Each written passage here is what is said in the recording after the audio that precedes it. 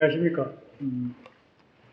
플랫폼 자유공화의 공동의장을 맡고 있는 박인지입니다. 오늘 바쁘신데도 불구하고 이렇게 동참해 주신 데 대해서 감사의 말씀 드리겠습니다. 오늘 이 토론회를 마련하는데 애써주신 자유공화, 그리고 대한의사협회 사회디자인연구소, 그리고 오늘 특히 이 토론회에 협조해 주신 김시현 의원실에 감사를 드리겠습니다. 아시다시피 굉장히 중요한 문제임에도 불구하고 좀 갈피를 못 잡고 있다는 느낌이 드는 게 이 주제가 아닌가 싶습니다. 그래서 오늘 좀 집중적인 토론을 통해서 좋은 좀 대안이 창출되었으면 좋겠습니다. 그러면 우리 김시현 의원 한 말씀 부탁드리겠습니다. 예, 오늘 플랫폼 자유와 공화에서 이렇게 좋은 토론회를 또 대한의사협회와 함께 준비해 주시고 저도 미련이지만 같이 힘을 모을 수 있어서 영광으로 생각합니다. 제가 마침 지금 국회 보건복지위원장직을 얼마 전부터 수행하고 있고 또 여의도 연구원장직을 당해서 지금 수행을 하고 있어서 맞물리는 지점에서 이렇게 이런 주제를 이렇게 택해 주신 데 대해서 좀 도움 됐으면 바라는 좀 함께 드렸습니다. 문재인 케어 시행 이후에 지금 건보 재정의 지속 가능성 문제가 급격히 회의적으로 지금 전문가들께서 우려를 표시하고 계시고, 저도 보건복지위원장 선출 직후에 본회의에서 하는 인사 말씀에 첫 번째 꼭지로 말씀드린 게 건강보험 지속 가능성 문제에 대해서 이야기를 드렸습니다.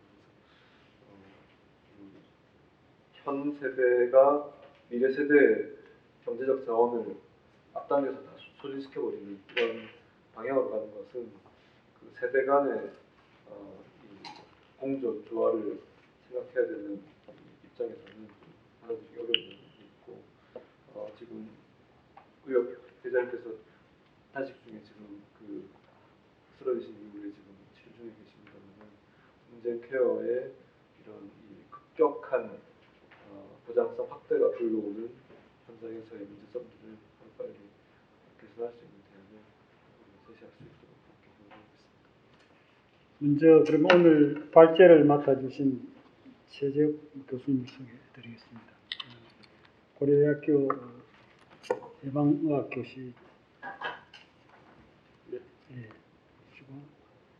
보건대학원의 교수이시고 또 환경의학연구소 소장님으로 재직 중이십니다. 소개드리겠습니다. 지정 토론을 맡아주신 이세라 대한의협 이사님이십니다. 기획의사 겸 업무이사시고 의료강구 심의위원장도 맡고 계십니다. 그리고 또 지정 토론을 맡아주신 김배호 사회디자인연구소.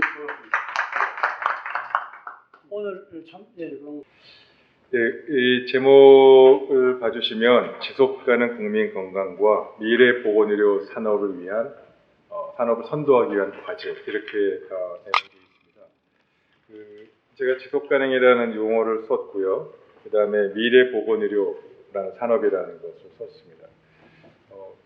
그동안에 우리나라 보건의료 지난 거의 10여 년간 이 보건의료라는 부분하고 국민건강이라는 부분, 산업이라는 부분이 각자 다 중요함에도 불구하고 좀 엇박자가 나 있었고, 서로 뭔가 이게 잘 같이 좀 하모나이제이션을 해서 뭔가 최소한 한 방향으로는 가야 되는데 그러지 못했던 점이 많이 있었습니다. 그래서 그런 부분들을 좀 담아낼 수 있는 부분들이 큰 패러다임 화두가 좀 필요하고, 그런 부분들은 과거처럼 좀 이념적이거나 정치적인 슬로건이나 이런 부분보다는 좀 지속 가능한 전체적인 입장에서 바라봐야 되지 않나라는 화두를 던지고자 합니다. 그래서 오늘 본 발제는 이런 현황 분석과 문제점에 대한 인식을 좀 공유하고, 또 그걸 토대로 과제를 도출하는 것까지는 오늘 좀 할 수 있을 것 같고요. 좀 구체적으로 그런 과제 도출과 관련 도출 이후에 실행 전략과 이행 방안에 대한 부분은 다음번 혹시 기회가 된다면 말씀드리도록 하겠습니다. 발제 내용은 다음과 같습니다. 지금 의원님께서도 문재인 케어 얘기하셨습니다만 워낙에 문제가 많아서 그냥 간단하게 정리해 넘어가고 주요 주제는 4번, 5번 주제가 되겠습니다. 문재인 케어 한마디로 얘기하면 많이 주고 싶은데 돈은 안 내도록 하겠다. 말 자체 어폐가 있죠. 그래서 보험료를 인상하지 않고 기존에 지금 건강한 보험의 적립금으로 쌓여 있는 약 18조 9조쯤 되는데 9천억 되는데 이 부분을 쓰겠다는 부분으로 간 것이 과연 적절한 것인지, 그리고 그게 지속 가능한 것인지, 또 그런 부분들이 국민이 원하는 제도이고 또 이런 문재인 케어를 통해서 환자와 의사에게 양질의 의료를 보장하는가, 그건 사실 다른 것 같습니다. 예를 하나 들어볼까요? 이거 신문 기사에서 나온 건데 조금 깁니다만 그냥 편의를 위해서 제가 몇 가지만 설명드리겠습니다. 그 신경내분비 종양이라는 게 있고, 신경내분비 종양은 스티브 잡스가 알았던 병이기도 합니다. 근데 흔히 얘기하는 항암제 치료로는 한 20% 정도의 그 치료 효과가 밖에 없고, 그래서 좀 치료하기가 어렵습니다, 국내에서는. 근데 최근에 이런 방사선 동위원소 치료를 하면 거기에다가 항암 그 세포를 딱 표적으로 딱 찔러서 치료할 수 있는 이 마커를 좀 집어넣어서 같이 결합시켜서 항암 치료를 방사선 치료를 하게 되면 치료 효과가 굉장히 70-80% 정도 효과가 있는 것으로 알려져 있습니다. 불행히도 우리나라에서는 이런 부분이 신의료 기술 같은 건데 이런 부분들을 승인받기도 어렵고 허가나기도 어렵고, 동시에 이거를 적극적으로 신기술을 개발하고 치료를 하려면 투자를 누군가 해야 되는데 투자도 할 여력이 없습니다. 규제도 많고.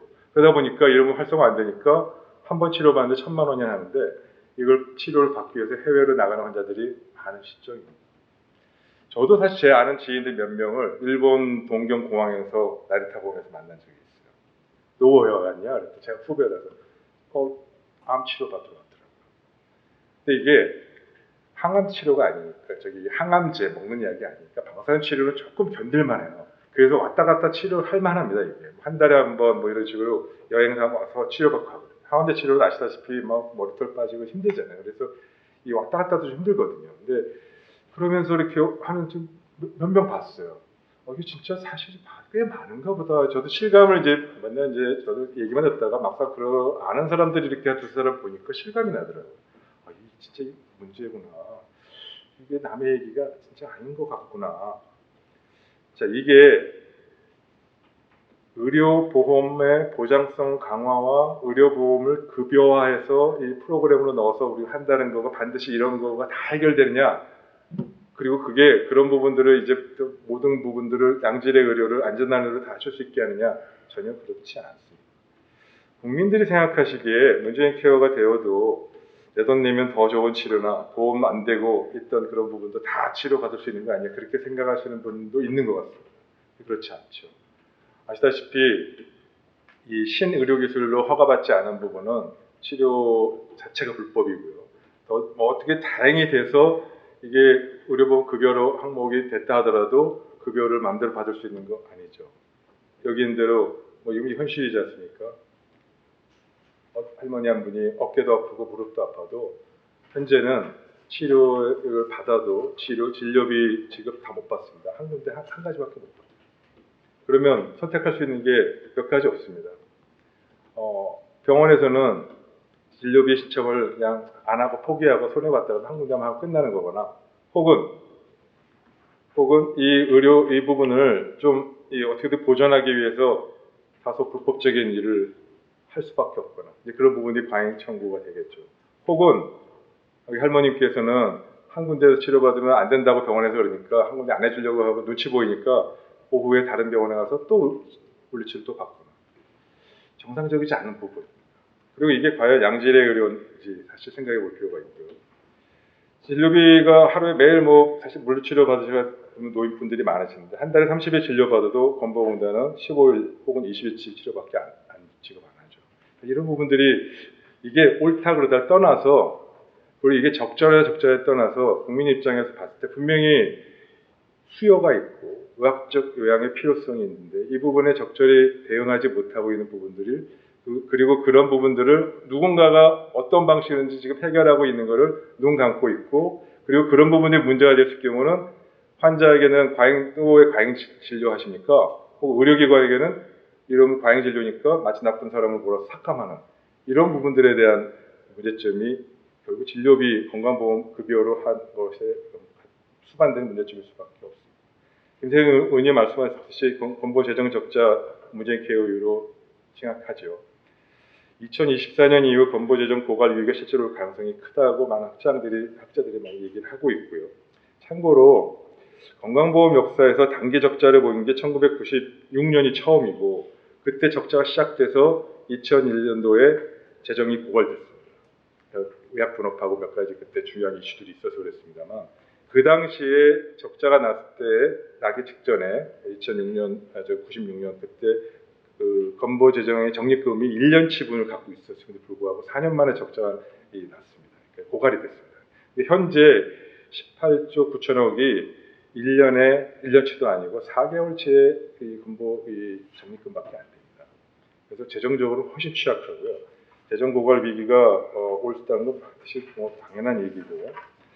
실제로 국회 예산정책처에서도 좀 보수적으로 추계를 해도 건보료를 매년 3.49% 인상하고 하는 거 전제로 하더라도 2025년에 고갈이 될 거고 2026년부터는 마이너스로 가서 보조금이나 지원금이나 건보료를 올리지 않으면 해결되지 적립금은 바닥을 계속 마이너스 칠 거라는 거는 많은 학자들이 얘기하는 바입니다. 근데 문재인 케어를 떠나서 노인 의료비 계속적으로 증가하고 고령화가 됨에 따라서 그에 반해서 건보료를 부담해야 될 사람들은 지금 감소하고 있죠. 그래서 지금 현재 1.5대 1 그 정도 되는 것 같습니다. 그러니까 현역 세대 비율이 계속적으로 감소하게 될 거고요. 전체 국민 인구가 감소하는 거 잘 아실 거고 현재도 노인 진료비가 전체 진료비의 한 40%쯤입니다. 그런데 아까 말씀드린 노인 인구는 지금 우리가 고령화 사회로 진입한 건 이제 벌써 됐고 일본처럼 초고령화 사회로 진입할 거라는 거는 내후년쯤 아마 진입하게 될 거라고 합니다. 그러면 이 보험료 부담은 계속적으로 늘어나는 거고요. 반대로 부담을 해야 되는 이 젊은 층의 이 부담 정도는 계속 커질 겁니다.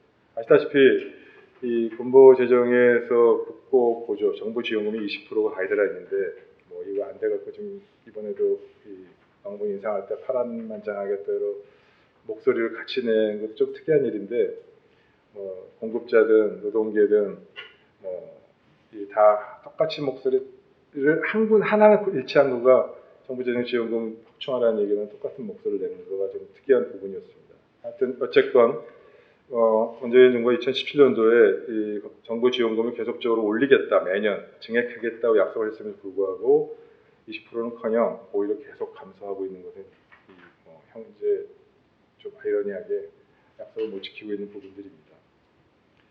그래서 김세현 의원님도 말씀하셨듯이 문재인 케어는 미래의 국민 부담, 건보 적자를 담보해서 빚내서 선심 지출하는 것하고 뭐가 다를까? 다르지 않다고 봅니다. 그래서 마치 이렇게 정책을 한다면 누구든지 할 수 있을 것 같아요. 지속 가능하지는 않습니다. 절대로 지속 가능하지 않습니다. 이걸 하기 위해서 국민이 원했다고 얘기를 할 수 있으려면 이런 재정 부담과 재정 적자에 대한 부분, 그럼 결국 건보료 인상이나 어떻게든지 이런 부분에 대한 걸 사전에 협의하고 논의를 끌어가야죠. 그리고 그런 면에서 리더십도 발휘해야 되는데 그런 부분 없이 일단 끌어 써보자라는 이런 방식으로는 온당치 않다, 정당하지 않다 생각합니다. 몇 가지 그동안 이슈들을 살펴보도록 하겠습니다. 영리병원과 원격의료가 워낙에 상징적인 거라서 이 두 가지 얘기를 좀 드리면요. 영리병원 도입 필요한 부분도 있죠. 그런 부분에서 긍정적인 부분이 있습니다. 현실적으로 병원들 모두 영리를 추구하고 있다고 얘기하면 자유롭지 않습니다. 인정할 겁니다. 현행법은 안 되게 되어 있는데 정부가 추진하는 영리병원 제도는 본질적으로는 의료인이 아닌 투자자 혹은 산업자본이라든지 뭐가 됐든 간에 투자를 받고 투자한 이익금을 되돌려 줄 수 있는 것을 허용하는 것이라고 볼 수 있고 또 이런 근거에는 해외 영리병원의 성공 사례가 부럽죠. 싱가포르의 레퍼스 병원이나 태국의 인도의 아폴로 그룹 굉장히 많은 사례들이 많이 있고 미국의 일부 병원들도 외국에 진출해서 영리 목적의 이름으로 활동하고 있습니다.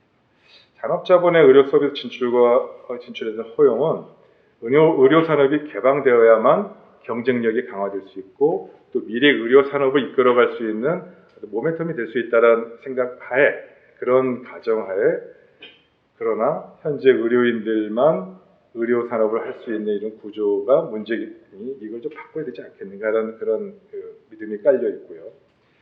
따라서 산업자본의 참여를 가로막고 있는 듯이 보이는 의료계가 그 투자를 막고 있기 때문에 의료 산업이 발전하지 못한다고 생각하는 그런 프레임이 좀 있는 것 같습니다. 미래는 바이오헬스 시대입니다. 빠르게 변하는 이런 세계 경제 속에서 지금 생존에 어떻게 보면 병원을 어떻게 의원을 운영해야 되는 이런 생존하는 마당에 처절한 마당에 뭔가 세계 경제를 이끌어갈 수 있는 아이템을 갖고 뭔가 해봐야 되겠다, 준비해야 되겠다라고 투자할 수 있는 데는 일부 몇몇 대형 병원과 일부 몇몇 대학, 그것도 정부의 R&D 자금에 연명해서 하는 그런 기관 이외에는 자생적으로 경쟁력을 갖춘 의료기관은 없다고 보시면 됩니다. 자, 그런 면에서 이런 절박함에 있어서 산업자본 혹은 투자자의 유치라는 부분은 일정 부분 필요하고요. 산업의 어떤 발전의 역사, 구조상 그런 부분이 없으면 우리 산업의 미래에 대한 부분을 원동력을 삼기는 어렵다는 부분도 수긍이 갑니다. 그런 면에서 기업과 정부의 생각은 우리나라 의료 강국이니까, IT 강국이니까 잘 결합해서 이 방향으로 갑시다. 근데 이게 안 되면 어려워지겠죠. 이거를 어떻게든지 해결해서 반대를 무릅쓰러도 강행해야 되고 이게 안 되면 안 되니까 이렇게 강하게 밀어붙인 건 애국 아니냐 이런 얘기까지 다 하시더라고요. 원칙론에서 이 부분을 부정할 사람은 없을 것 같습니다. 저 역시 이 부분에서 당연히 동정하는 부분이 있습니다. 원격의료 영리병의원 그런 면에서 하나의 상징처럼 보이는 현실이 됐습니다. 그러나 이제 부작용이나 또 예견되는 그런 후속 조치에 있어서 보완 조치가 필요한 부분들도 고민을 좀 해볼 필요는 있습니다. 그래서 상식적으로 생각해서 반대 의견 중에 하나는 투자를 받은 의료법인은 투자를 당연히 강화할 것이고 이윤 창출 극대화로 인한 전략을 구사할 것이다.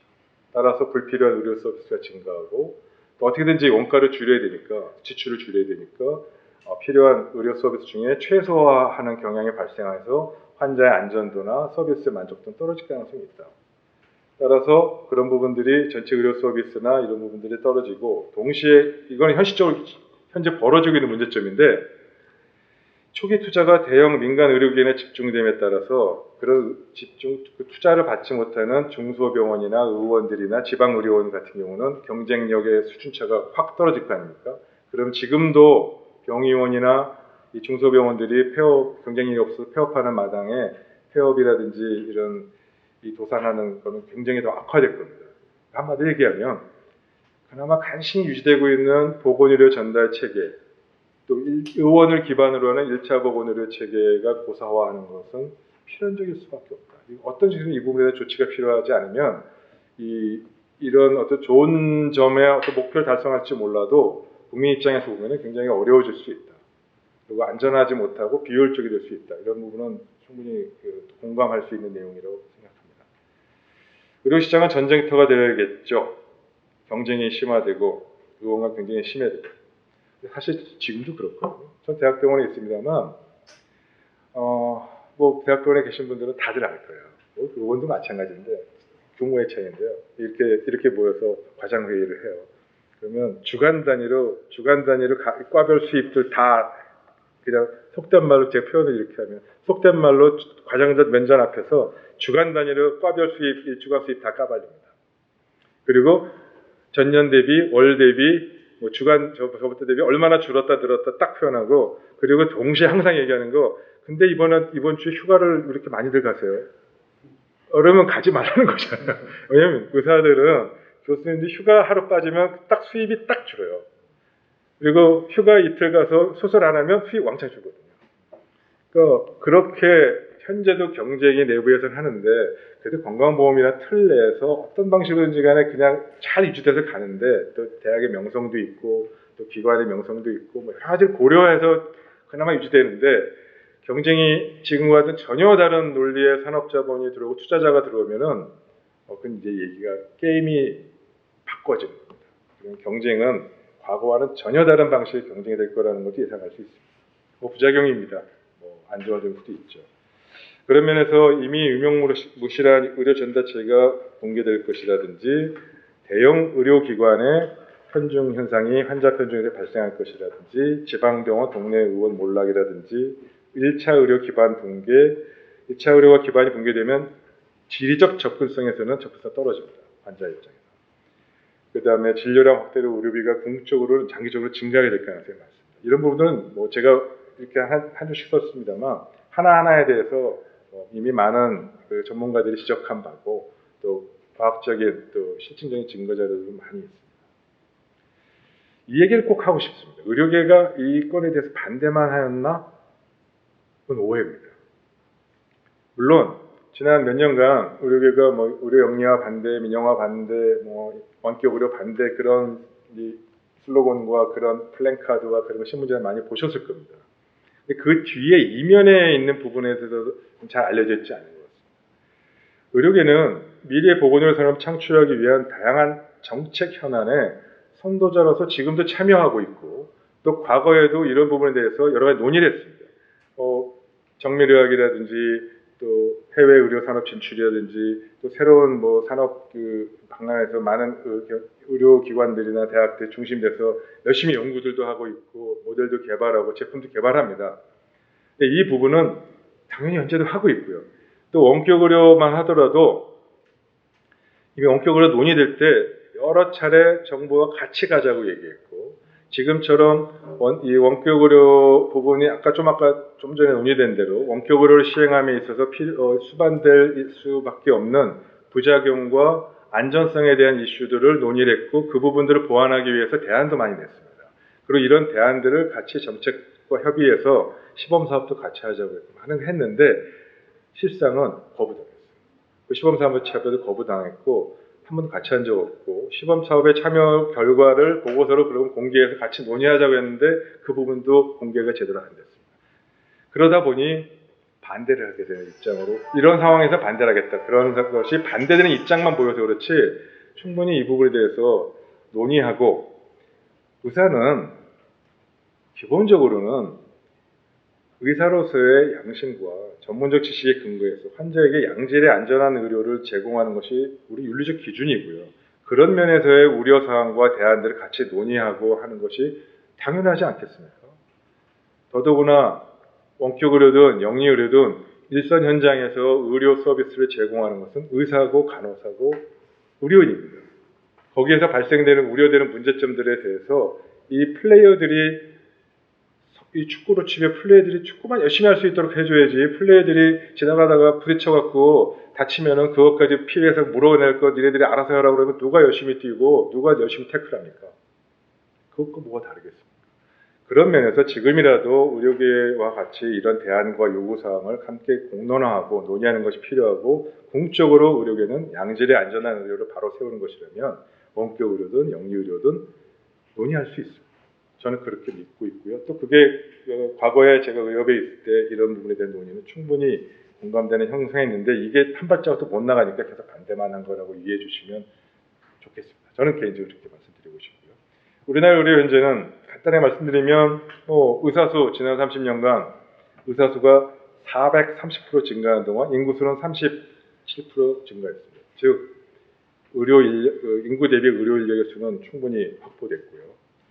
그에 반해서 출산율은 4분의 1로 떨어졌죠. 그래서 아이를 더 낳지 않고 근데 인구는 고령화돼서 오래 살죠.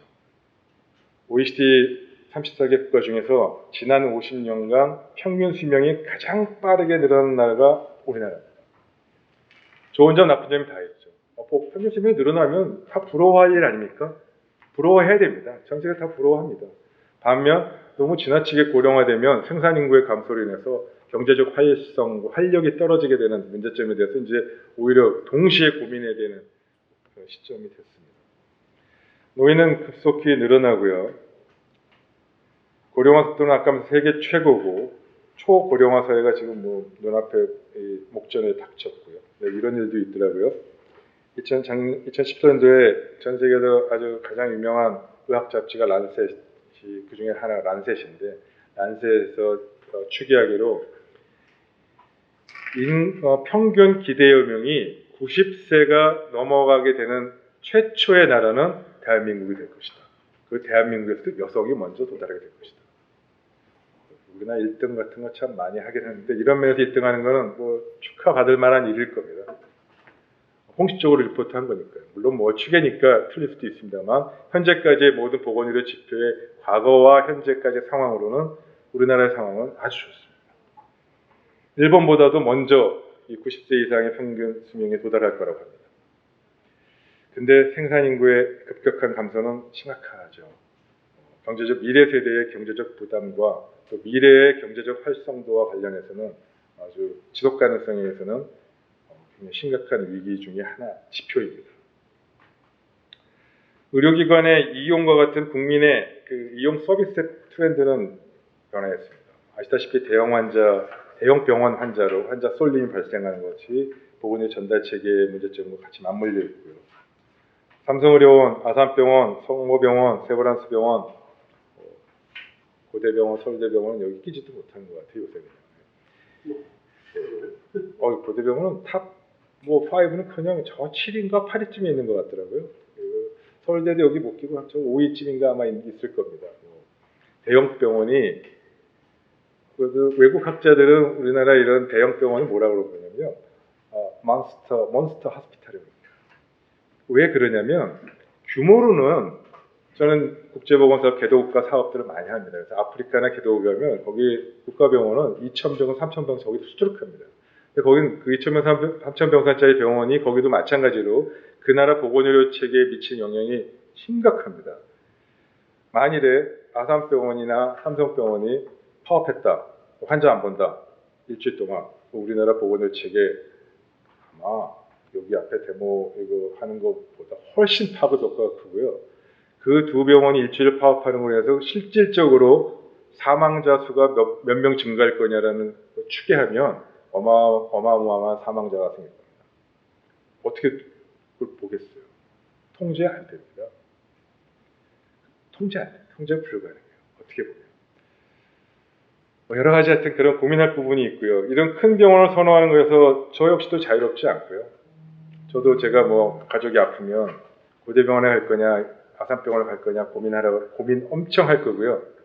실제로 저는 고대병원에 있다가 아산병원에 갔다 왔습니다. 이런 대형 병원을 선호하는 것은 지난 거의 20년간 건강보험 급여 비용이 의원과 병원을 어떻게 나눠져 갔느냐의 구성비를 보시면 아마 잘 짐작하셨을 거고요. 많이 보셨을 겁니다. 지난 20년간 병원 쪽으로 가는 진료 급여비, 요양급여비가 병원은 계속 늘었고 의원은 지속적으로 감소했죠. 그만큼 의원의 역할과 비중이 감소했고 결국 개원가가 어려워진다는 것은 1차 보건의료의 가장 동네에 있는 동네 병원의 접근성이라든지 이런 게 어려워진다는 걸 의미하고요. 이런 것들은 요약하자면 전국민 건강보험 성공적으로 수행했고 그에 따라서 평균 기대 수명과 같은 보건의료 지표도 좋아졌고 근데 인구의 변화는 지금 심각하게 급격한 변화를 부딪히고 있고 상급종합병원의 거대한 성장과 1차 의료기관의 중소병원의 악화 등 의료 전체의 붕괴가 지금 현재 우리나라 의료의 기본적인 중요한 현실이다 이렇게 볼 수 있고요. 자, 이런 부분들을 요약하자면 이렇게 요약하고 싶어요. 저는 챕터 4부터입니다.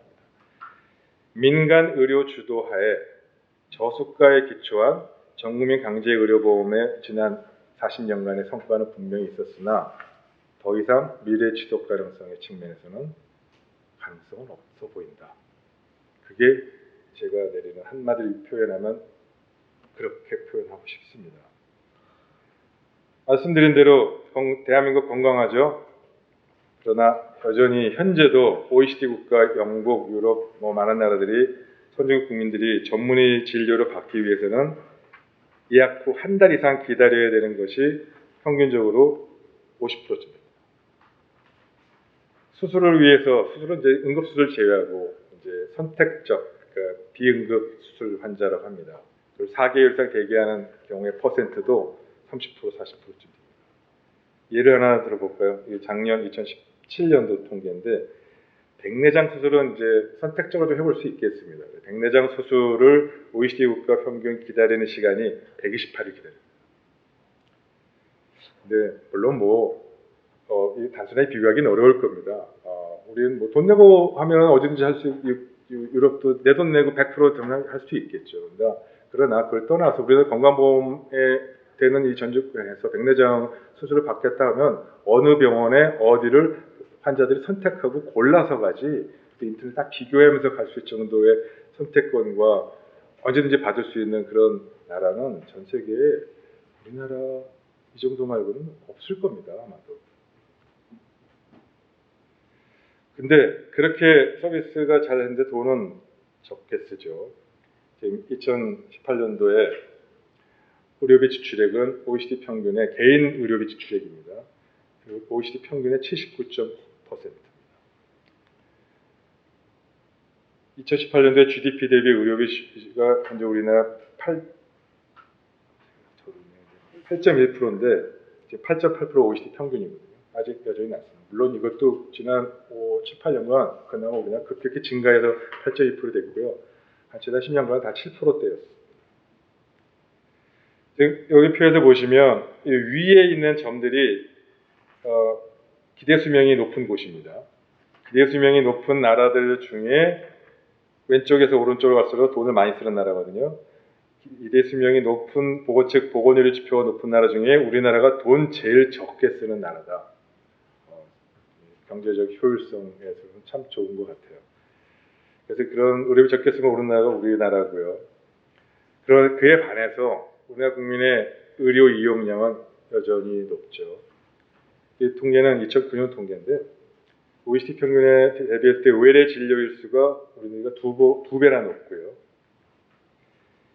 연간 그 개인별 평균 재원 일수라고 합니다. 그 입원 일수도 2배가 높습니다. 근데 2017년, 6년, 10년이 지난 지금도 별 차이 없어요. 우리나라 의료 이용량 수준은 여전히 높아요. OECD 대비해서 이 보시면 환자 1인당 외래 진료 횟수 맨 오른쪽이 OECD 평균이고요. 왼쪽이 2016년, 2017년 우리나라 수치입니다. 환자 1000명당 병상수, 병원의 공급수, 또 환자 1인당 재원 일수 보면 다 2배가 높습니다. 의료 공급도 많고 국민들의 의료 이용 서비스 양도 2배가 높습니다. 근데 그러면서 그냥 쉽게 산술적으로 생각해도 의료 이용률, 즉 진료량이 2배 이상 공급하는데도 국가 전체에 쓰는 의료비 지출은 다른 나라보다 적다. 당연히 수가가 낮아서 그런 거죠. 그건 계산 안 해봐도 알 수 있는 문제고요. 그 아래 표 있는데 그거 보시면 아시다시피 지금 외래 진료비가 다른 나라에 대비해서 우리나라 최바닥이고요. 분만비 다른 나라에 비해서 분만비 5배, 10배 차이, 10분의 1밖에 안 되고 5분의 1밖에 안 됩니다. 비꼬아서 얘기하면 우리나라의 분만비가 가축병원에서의 동물 분만비보다 절대 비싼 것 같지 않다 이렇게 얘기할 정도의 자주 섞인 얘기도 하긴 합니다. 저도 고양이 키우는데 한번 진료하는 데 가서 보면 환자 진료비가 높긴 높더라고요. 그래서 이런 것을 이제 객관적으로 데이터로 만든 것이 의료 수가의 의료기관별 원가 보존율이라고 합니다. 그러니까 원가 분석을 하죠. 원가 분석 100%가 돼야 원가 똔똔이 되는 거고요. 110% 되면 들어가는 지출 대비 10%의 이익이 남는 건데 원가 보존율이 기관별로 상급 종합병원이 84.2%, 의원은 62.2%에 불과합니다. 그러니까 다 적자를 보고 있다 그렇게 보시면 되고요.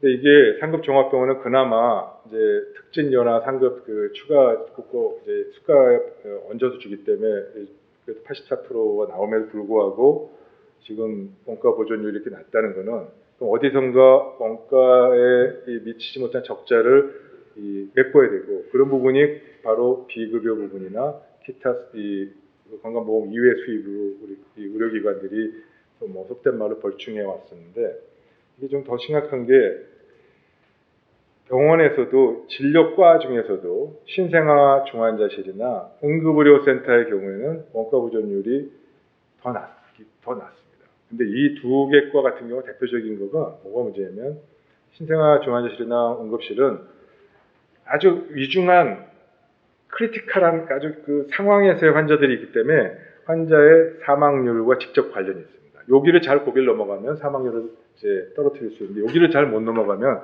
다른 데서 암만 치료 잘해도 이 모탈리티 데이터, 사망률, 국민의 건강에 아주 직접적인 영향이 있습니다. 근데 보시면 아시다시피 신생아 중환자실이나 응급의료센터는 낮은데 특히 지역 응급의료기관 맨 밑바닥에는 보시면 35.6%에 불과합니다. 그래서 지난 7, 8년 거의 10년간 신생아 중환자실하고 응급의료센터에서 정부에서 여러 가지 지원책을 많이 만들었습니다. 그래서 병원 이름 운영하겠다, 확대하겠다는 보조금도 지급하고 수가도 좀 얹어줬는데 여전히 원가에서 낮고요. 한마디로 얘기해 요 위에 표가 여기 보시면 출처가 최병민이라고 되어 있는데 지금 고대 안산병원 원장입니다. 소아과 원장이고 이 중환자센터 담당이에요. 고대만 하더라도 정부의 지원금을 받아서 중환자실을 열심히 늘렸음에도 불구하고 여전히 적자여서 여전히 이거를 확대를 못하는데 본인이 원장이니까 밀어붙여서 막 하는데 속된 말로 다른 진료과의 욕을 바가지로 얻어먹고 입장이 불편해요 항상. 그러니까 이런 게 현재 현실입니다. 그래서 뭐 이런 이 부분도 발생하죠. 병원은 그러다 보니까 인건비를 줄여야 되는 게 화두고요.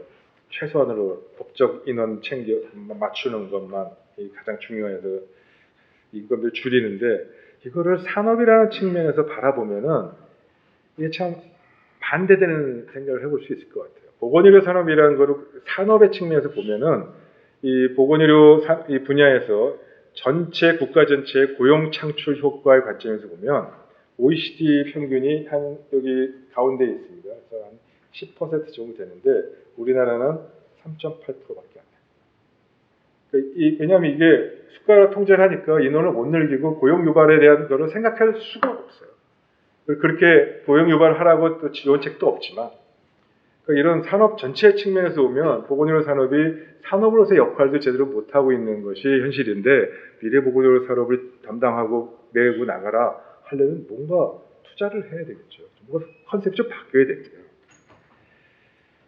의료제도 요약하자면 많은 이 의료계가 했던 얘기 중에 하나입니다. 저부담, 저보장, 저수가, 소위 3조 보험이란 토대로 해서 현재까지 지난 40년간 잘 이끌어왔다면 그리고 그런 부분을 통해서 원가의 2분의 1 수준으로 이 비정상적인 이런 건보제도에서 40년간 진행해 왔다면 그리고 지금까지 국민 건강 수준이 그래도 열심히 이 의료계와 정부가 노력해서 지금까지 잘 유지돼 왔다면 근데 앞으로는 미래 지속 가능성은 좀 전혀 다른 얘기 같다.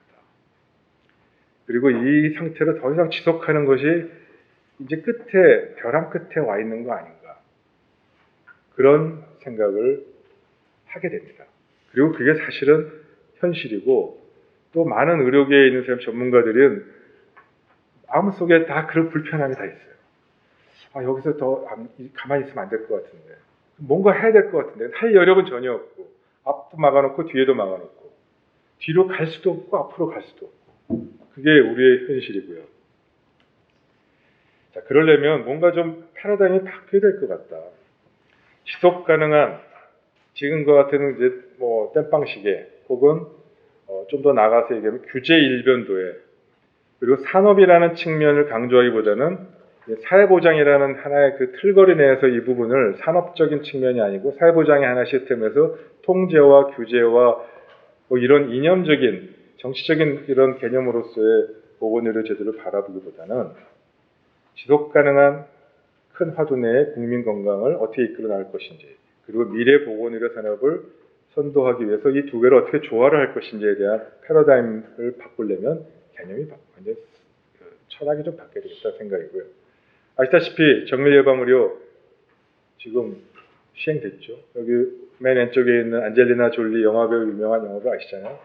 암 걸리기 전에 본인 스스로 알아서 예방적인 목적으로 유방 절제술을 했습니다. 근데 그 점은 부모님의 유전자 분석하고 나의 유전자 분석해봤더니 내 유전자의 특성이 유방암에 걸릴 확률이 굉장히 높다더라. 그러면 아예 걸리기 전에 조절하자. 그래서 이런 게 벌써 이제 서비스화 되고 있고 상품화 되고 있는 실정이고요. 스마트폰 조기 진단 뭐 이미 기술적으로 당연히 하고 있고 일부 몇몇 국가는 하고 있죠. 오른쪽 밑에 있는 그림이 스마트폰 사이즈인데 이게 초음파 진단 기계를 이렇게 만들 수 있습니다. 그 제품도 나와서 비슷한 것도 많이 나왔습니다. 드론을 이용한 혁신적 치료, 환자 맞춤형 암 치료, 로봇 수술, 인공 장기 이식, 구글 렌즈 갖고 의료 기록을 통합하고 바로바로 실시간으로 확인하고 이거를 의료 정보에 통합해서 사용하는 거, 이거 뭐 미래의 먼 이야기 아닌데 지금 다 실용화되고 있고 이미 사용하고 있는 것도 있습니다. AI 인공지능의 미래의학 우리나라에도 많이 도입했죠. IBM 왓슨 기반 또 그 외에 많은 부분들 실제로 하고 있고, 뭐 중국에서 얼마 전에 나온 거에 의하면 컴퓨터가 중국의 의사시험 봤더니 컴퓨터가 합격했다면서요. 사람은 떨어지고. 의사 인공지능 뭐 많이 다른다. 세상은 이렇게 나가는데 이렇게 발전하고 이런 부분을 어떤 식으로든지 선도해 나가야 되는데 아직도 우리나라 의료계 현 주소입니다. 김정일 의원 말씀하셨지만 의협회장님 단식하다가 지금 병원에 입원하셨고 또 그 외에 많은 임원들도 현재도 뭐 단식하에 동참하고 있는 분도 있고 이렇게 계속 투쟁과 대립과 뭔가 소통도 안 되고 이런 부분도 계속 가야 되는 건지 뭐가 문제일까? 뭘 바꿔야 되는지 미래를 좀 앞으로 나가려면 뛰어가야도 좀 모자랄 것 같은데 중국이 더더구나 옆에 있어서 중국이 AI든 선도하고 있는 이런 부분들에 중국의 이런 부분들은 언제고 추월당할 수 있습니다. 기형적이고 만성적으로 기형적인 비정상적인 건강보험제도의 틀에 갇혀서 경쟁력을 잃어가면서 헬스케어 비즈니스 선도할 기회를 놓치고 있는 거 아닌지 바꿔야 되겠죠. 저는 반드시 바꿔야 되고요. 지금까지는 당장은 눈에 보이는 게 살만하다고 보이는 분들이 아직 의료계 생각합니다. 현재는 그래요. 도미노처럼 지금은 웃고 있을지 몰라요. 근데 한순간에 무너질 것 같고요. 한순간에 경쟁력을 잃을 가능성이 많습니다. 그래서 제가 말씀드리고 싶은 거는 이런 지속 가능, 서스테이너블 이 부분이 중요한 화두가 되야 될 것 같다는 생각이 가장 큰 첫 번째고요. 이런 지속 가능한 국민 건강과 미래 보건의료 산업을 위해서는 규제 완화와 투자가 반드시 필요한 것 같습니다. 그리고 그 규제 완화와 투자의 하나의 꼭지는 수가 정상화도 있겠죠. 구체적으로 말씀드리면 이렇습니다. 현재는 이 보건의료 산업뿐만 아니고 또 이 국민 건강 보건의료 제도에 대한 기본적인 국가가 바라보는 것은 사회보장의 하나의 틀거리 내에서 규제의 대상입니다. 통제 대상입니다. 그리고 이해관계자 중에 하나일 뿐입니다. 이런 과거 같은 이런 규제와 통제의 대상으로는 국민 건강이라든지 이런 부분들을 더 이상 유지하기가 어렵습니다. 현재는 사회적 통합도 잘 안 돼요. 좀 이따 말씀드리겠지만 규제와 통제를 할 때 가장 좋은 방식은 편갈르기예요. 그리고 이해관계를 분산시키는 거고. 그래서 공급자와 국민과 이 공익과 뭐 이게 다 편가르기 해서 쌈시키는 거고요. 그 다음에 거기에 이념적인 걸 붙인 거는 대부분 뭘 붙였나? 사회주의 의료, 건강 불평등 이런 이데올로기적인 그런 이념들을 갖다 붙여서 계속 그렇게 하다 보니까 통합도 약해지고 사회적 연대도 자꾸 약화됐습니다. 의료 생산성 당연히 낮아졌고요. 건강보험제도의 그 40년 기형적인 걸 통해서 중소병원이나 의원 폐업 증가 같은 전자체계가 붕괴되고 있고 보건의료 산업 당연히 미래의학이나 신규 투자력은 못하죠. 여력도 없고 하고 싶어도 하도 규제가 세니까 뭐 하나 물건 못 만들어내잖아요. 그러니까 산업은 불안정해지고 산업 자체의 활력이 없어졌습니다. 이런 부분들은 경쟁력이라든지 약화돼서 전반적으로 회복력도 약해져서 계속 악순환이 되고 있는데 이걸 어떻게 바꿔야 되느냐? 저는 이렇게 패러다임이 바뀌었으면 좋겠습니다. 투자와 규제 완화. 규제 완화 혹은 뭐 자율 규제 이런 표현도 좋습니다. 자율 규제의 컨셉은 이미 많이 알려져 있는 겁니다. 그래서 투자를 통해서 이 국민 건강이라는 부분을 정상화시키고 수가 정상화 통해서 의료 제도 자체가 기본적인 그냥 정상적인 활동을 할 수 있게 했으면 좋겠어요. 그리고 그걸 통해서 높은 의료 생산성과 보편적 건강 보장을 달성할 수 있는 보편적인 유니버설 헬스케어 달성할 수 있는 것 결국 재원이 있어야 되거든요. 세계 유엔이 2030년까지 정한 전 세계 가장 핵심 이 건강과 관련된 슬로건은 Sustainable Development잖아요. SDG 골이 아닙니까? 그 안에 건강 지표도 들어있고 거기에서 메인 이슈에 과거의 MDG랑 다른 게 가장 핵심 화두는 제가 그래서 SDG 전문가고요. 우리나라에서 SDG 처음 연구했고 학회도 만들고 SDG 핵심은 과거처럼 그냥 슬로건만 있으면 안 되겠다. 즉 경제와 파이낸싱이 결합되지 않으면 어떤 형태든 간에 환경이든 보건이든 사회 문제분이 해결될 수 없겠다. 그래서 같이 가야 됩니다. 결국 투자와 규제 완화 부분이 사회 이런 보장 이슈나 건강 이슈와 어떻게 결합한지에 대한 부분들을 설계했고 그게 방안을 제시한 게 SDG의 기본 핵심이라고 보거든요.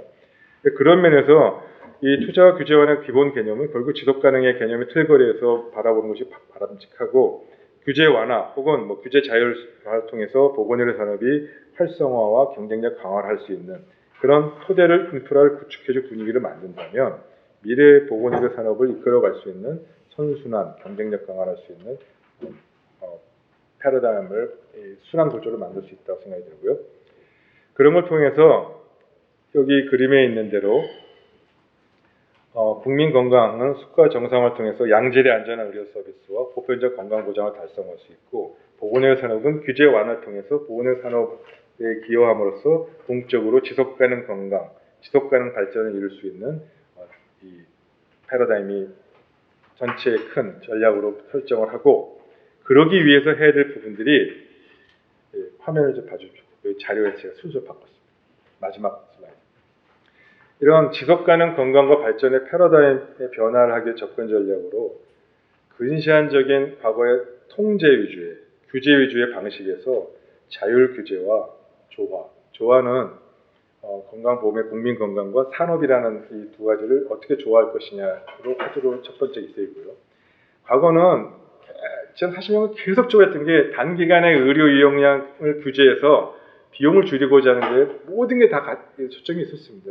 매년 진료비 심사에서 삭감하고 그리고 그걸 모아서 1년간의 통계내서 내년도 보험료 결정하고 그 내년 보험료 줄이려면 또 내년에 뭘 줄여야 되고 뭘 빼고 규제를 하나 더 늘려서 삭감하는 근거도 막 만들어내고 계속 이 방식으로 40년간 한 거예요. 이런 단기 이용량 규제 방식을 계속하면 새로운 서비스, 새로운 어떤 지속가능한 미래 절대 안 됩니다. 방어적으로밖에 할 수 없고요. 수동적으로밖에 모든 이 의료 서비스가 설계될 수밖에 없습니다. 그래서 그리고 건강보험료를 책정하거나 또 이런 예산을 배분하는 게 항상 방식이 기본적으로 추가 재정 등을 투자하는 게 아니고 여기 공급할 거 빼서 여기 공급하고 금년은 너네 해줄 테니까 좀 참고 내년에 우리가 여기다 해줄게. 항상 이런 식으로 거래를 했습니다. 제로섬 규제 방식이 아니고 건정심이 그렇거든요. 제로섬 규제가 아니고 포지티브 섬, 윈윈 시너지를 갈 수 있도록 개념을 완전히 바꿔서 새로운 가치를 창출할 수 있는 그런 시스템을 가야 되고 그러기 위해서는 국민 건강과 보건의료 산업을 지속 가능하게 조화롭게 그리고 투자 및 그런 패러다임으로 바꿔야 되겠다. 꼭 강조하고 싶은 건요. 보건의료에서 더 이상 좀 정치나 이념이 없었으면 좋겠어요. 탈정치와 탈이념화였으면 좋겠습니다. 지난 20년간 저도 학교에서 강의할 때 20년간 강의 그렇게 많이 했습니다. 반성하고 저 알아요. 뭘 반성하냐면 건강 불평등이 뭐다. 그런 건강 불평등을 유발하는 게 어떤 사회 구조적인 요인이고 거기에 보건의료 산업은 항상 나쁜 역할을 했다. 이런 식의 교육들이 우리 스스로도 했었습니다. 근데 더 이상 그렇게 하면 안 된다고 저 생각이 이제 들었습니다. 최근에. 이런 건강 불평등 중요합니다, 사실은. 그렇지만 건강 불평등 또 혹은 사회주의 의료 또 영리화, 규제와 통제 대상 사실 이런 논리들은 보건의료 산업이나 국가 전체를 바라보는 그런 입장에서는 과거의 개념들이고요. 그리고 유럽이나 이런 데, 영국이나 유럽이나 이런 데서도 그 개념들 자체가 보건의료 산업이나 경제발전이나 국가 전체의 정책을 결정하는 데 있어서는 주요한 핵심 아젠다가 아닙니다. 그렇지 않습니다. 그거는 사회보장을 설득하고 프로그램 서비스가 딜리버리 될 때 그때 왜곡돼서 한쪽에 치우치는 걸 막기 위해서 설계할 때 이런 개념들이 필요할 수 있어도 국가 정책 아젠다를 설정하고 방향성을 정할 때는 이 부분이 메인 이슈가 돼서는 안 됩니다. 그렇지 않습니다. 그래서 이런 정치적 그리고 이념적 정쟁으로서 이 보건의 제도를 설계하고 영향을 주는 요인은 바람직하지 더 이상 안 됐으면 좋겠다는 게 제 기본적인 생각이고요.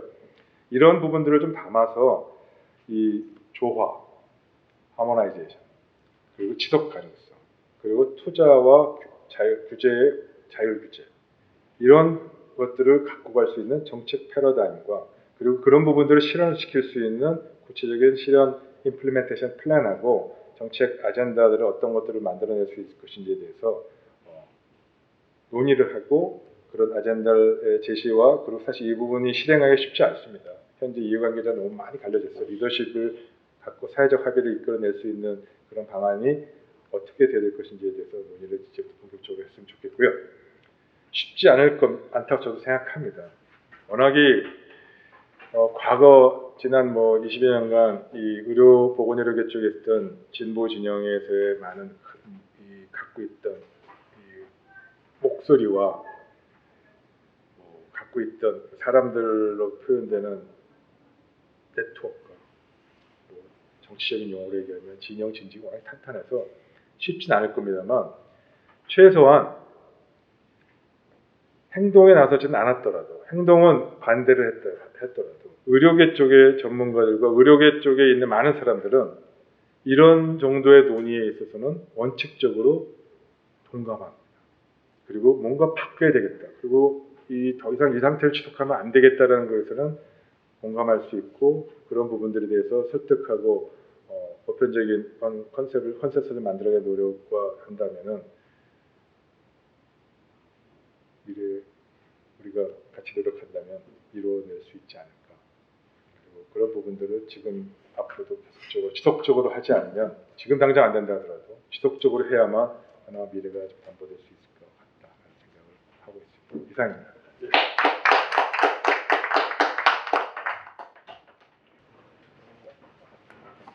네, 최 교수님께서 여러 가지로 광범위하게 두루두루 짚어주신 것 같습니다.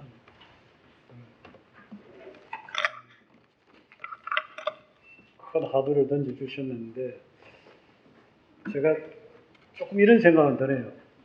얼마 전에 엉뚱한 이야기 같이 들릴지 모르겠습니다만 상상고 그 이야기 나왔을 때 졸업생이 한 300여 명 되는데 275명이 의과대학을 갔다. 이렇게 전북 그 교육감 이야기를 해가지고 갔다기보다 지원을 한 거고.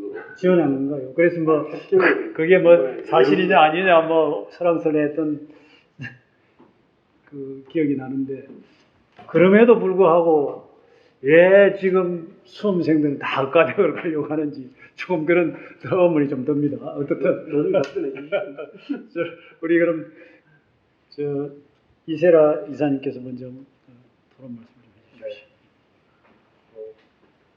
이렇게 토론에 오면 좀 이렇게 많은 분들이 와가지고 좀 부담되기도 하는데 오늘은 좀 그리 많지 않으면서 이야기를 좀 편의할 수 있을 것 같고요. 조금 전에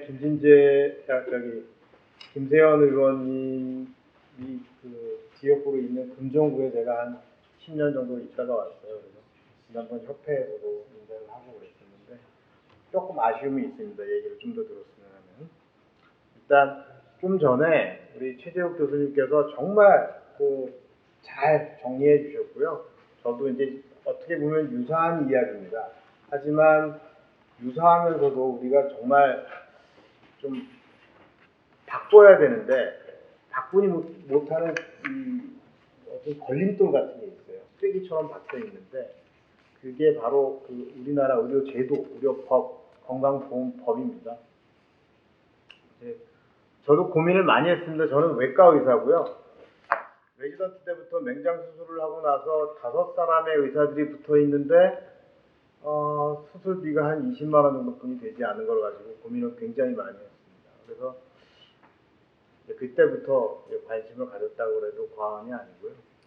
이제 정부가 또는 이제 국가가 국민들을 위해서 어떤 복지 정책을 피는 거에 대해서 불만 없습니다. 그런데 좀 지금 현재 있는 제도는 좀 지나치다.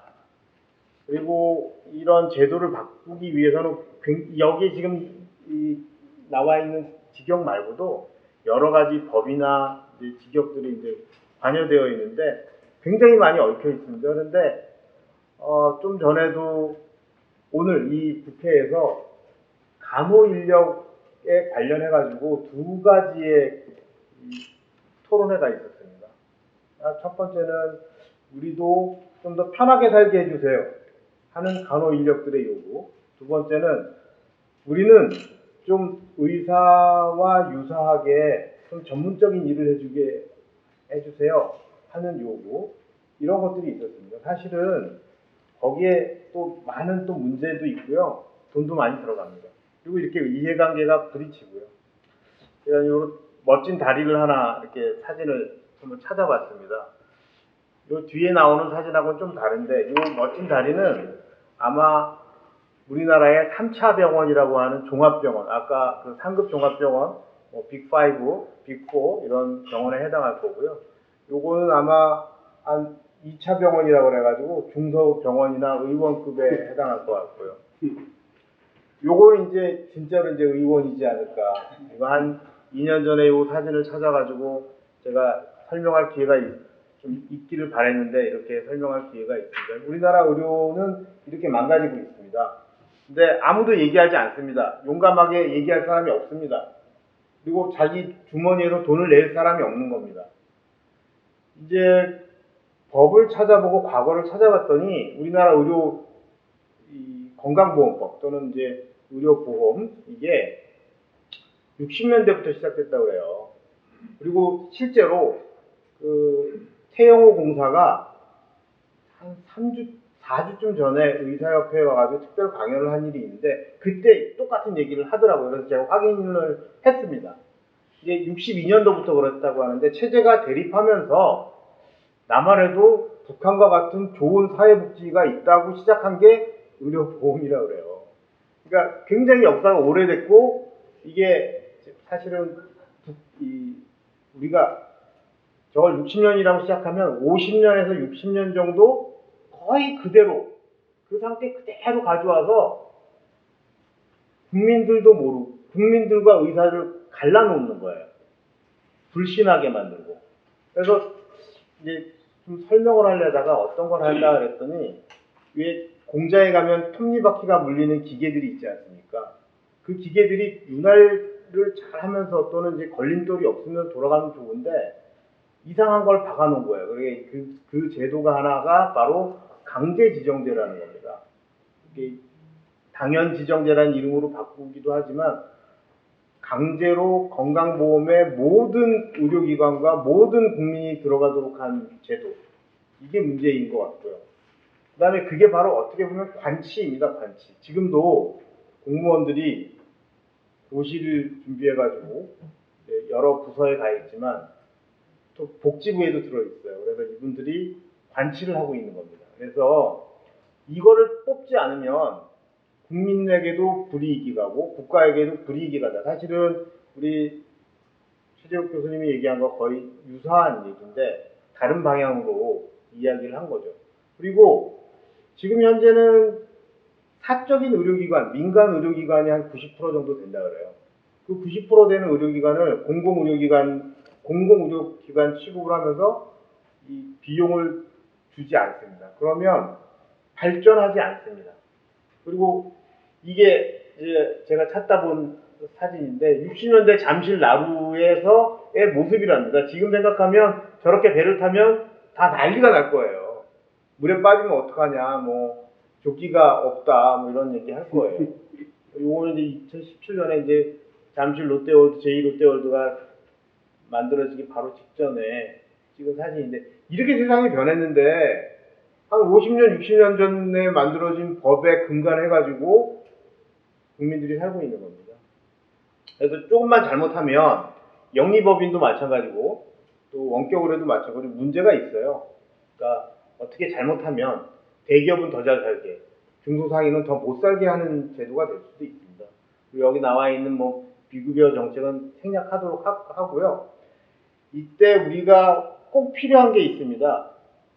요거는 이제 제가 여러 국회 토론회에 나와요. 저도 희한하게 이제 나오게 되는 어떤 일이 생겨가지고 나와도 변하지가 않습니다. 저거는 2018년 4월 24일 날 국회 도서관에서 대한민국 외과계의 몰락 그러면서 이제 나와 있는 국회 토론회였는데 아직까지도 전혀 변하지 않습니다.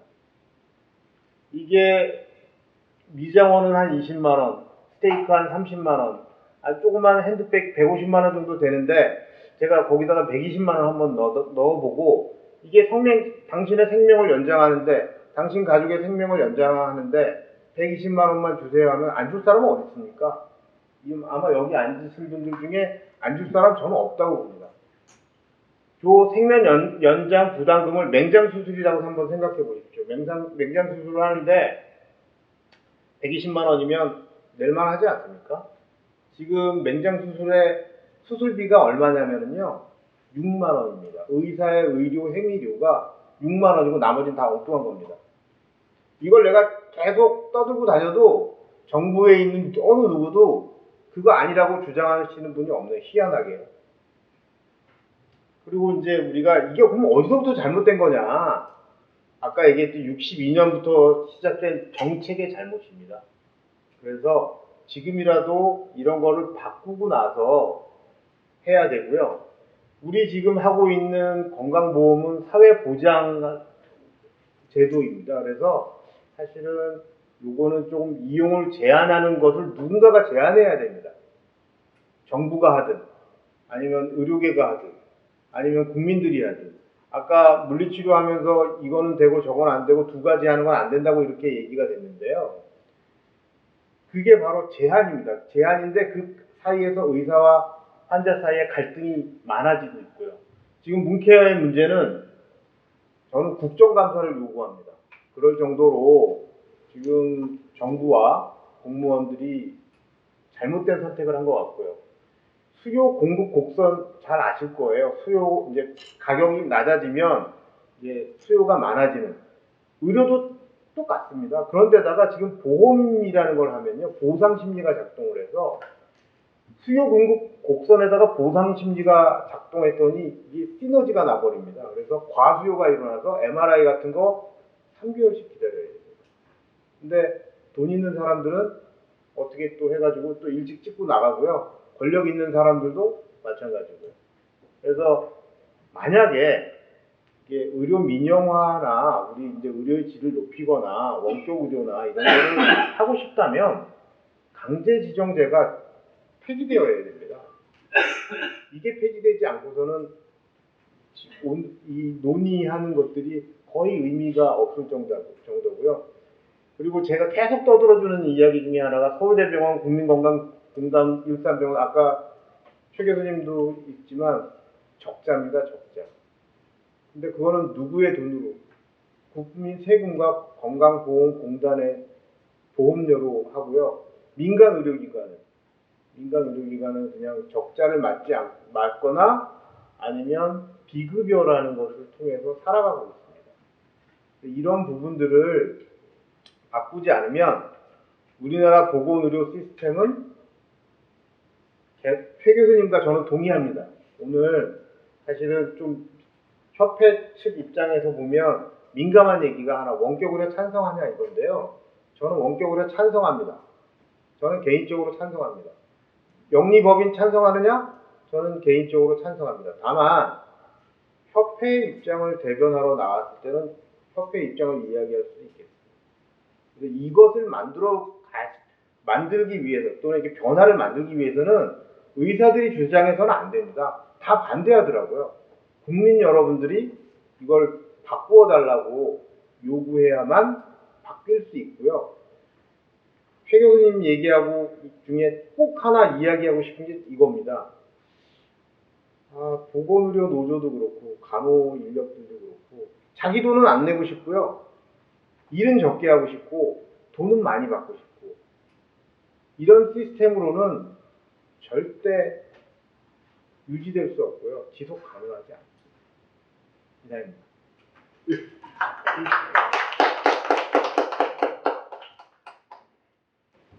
말씀 잘 들었습니다. 저는 그 간호대학 저기 서울의대 간호학과 다니는 아가씨를 만나서 8년반을 연애하고 그리고 그 아가씨랑 결혼해서 대충 28년을 지금 살았습니다. 저도 이제 의료인 가족입니다. 그러니까 서당께 3년이면 통으로 얻고 식당께 3년이면 라면을 끓이는데 저는 그 의료인 가족으로서 지금 37년을 갖다가 살았으니까 뭐 저도 뭐 라면 이상은 끓일 수 있지 않을까 이렇게 생각합니다.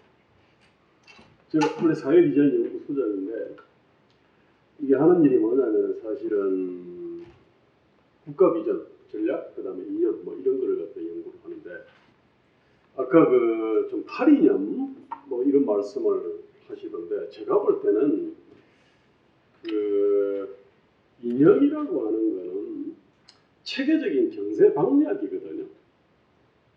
어떻게 제도와 사람의 어떤 관계를 설계를 할 거냐, 제도와 제도 간의 어떤 모순을 어떻게 하냐, 그 다음에 현 세대와 미래 세대 간의 어떤 그 이해관계 충돌을 어떻게 조정하냐, 뭐 이게 대한 어떤 체계적인 생각인데 사실은 이념이 없을 수 없는 거죠. 탈이념이 아니고 원래는 그 이념이 낡고 이게 그 지속 가능한 그러니까 그 시대착오거나 아니면 지속 가능한 시스템을 오히려 이렇게 왜곡하거나 파괴하기 때문에 그냥 야 이념 버리자라고 얘기하는 거지. 사실은 지금 이렇게 그냥 복잡미묘한 시스템은 이념이 필요하죠. 사실 제대로 된 이념이 필요하다고 생각합니다. 그다음에 저는 이제 발전 체제의 관점에서 보면은 사실 지금 의료에서도 결국은 이게 현재의 어떤 모습, 그러니까 그동안 잘 왔는데 결국 이게 우리가 어떤 조건에서 이것이 지금 이렇게 그 가성비 높은 보건의료 시스템을 구축했는지 그 작동 조건이 무엇인지 환경이 무엇인지 원리가 뭔지 거기에 대한 천착이 없다 보니까 지금 이제 벽에 딱 부닥쳤는데 그러니까 현장에서는 야 이거 더 이상 지속 가능하지 않다. 아마 그때 그 60년대나 70년대 아마 그 북한 사회 엘리트들 중에서 눈이 있는 사람, 공찰이 있는 사람들은 아마 그렇게 생각했을 거예요. 근데 지금 어떤 대한민국에서도 지금 현재 의료뿐만 아니라 뭐 재정 시스템, 연금 시스템, 교육 뭐 이러저러한 주요한 시스템에 대해서도 비슷한 생각을 다 하는 것 같아요. 그리고 모순은 제가 볼 때 비슷하거든요. 현재는 잘 작동하는데 그거의 어떤 작동 원리나 작동 환경으로 봤을 때 이것이 더 이상 지속 가능하지 않다. 그럼 이 과거의 어떤 한때 그 대단한 문명을 갖다가 건설했던 사회주의하고 비슷한 어떤 그 운명을 갖다가 운명을 겪을 가능성이 있는 거죠. 이게 저는 명백히 그렇다고 생각합니다. 그리고 현장에서 그걸 느끼고 있는 거고요. 마치 타이타닉으로 치면은 밑에는 지금 이제 3등 칸과 화물 칸에는 지금 대서양 바닷물이 들어오고 있는 거죠. 저 위에는 그냥 뭐 아직까지 뭐 오케스트라거나 아름다운 음악이 좀 나오고 있겠지만, 근데 이제 밑에 있는 사람들, 즉 실물을 다루는 사람들은 그걸 느끼는 거죠, 사실. 이제 그런 점에서 저는 의료와 관련, 의료에서 지금 나타나는 문제는 교육에서도, 연금에서도, 재정에서도, 그 다음에 우리 어떤 고용, 노동, 산업에서도 동일하게 나타난다는 생각이 듭니다. 이게. 그리고 이거와 관련해서는 지금 현재 우리 지금 정치권이 하는 거는 폭탄 뒤로 돌리기 비슷한 거죠, 이제. 그런 점에서 이거는 사실은 이제 그 정치도 이 문제가 좀 있죠, 이게는. 무지라 그러면은 이건 통찰력의 문제인데 알면서도 이게 폭탄 단물 다 빼먹고 이게 모순을 갖다가 뒤정권으로 넘기는 거는 이거는 사실은 이 정치 양아치가 사실 하는 건데 문제는 지금 정치 양아치 중에 왕양아치가 지금 청와대를 점거를 했고 그 다음에 그 주변의 경쟁자들도 상당히 양아치성이 있기 때문에 이게 지금 그 문제들이 잘 해결되지 않고 있다라는 느낌들이 사실은 듭니다. 자, 그다음 의료와 관련해서 사실은 모든 게 이게 발전하려 그러면은 이게 가격 시스템이 작동을 해야 되는데, 그러면은 가격이다 그러면 상품 서비스 가격이 있고요. 그 다음에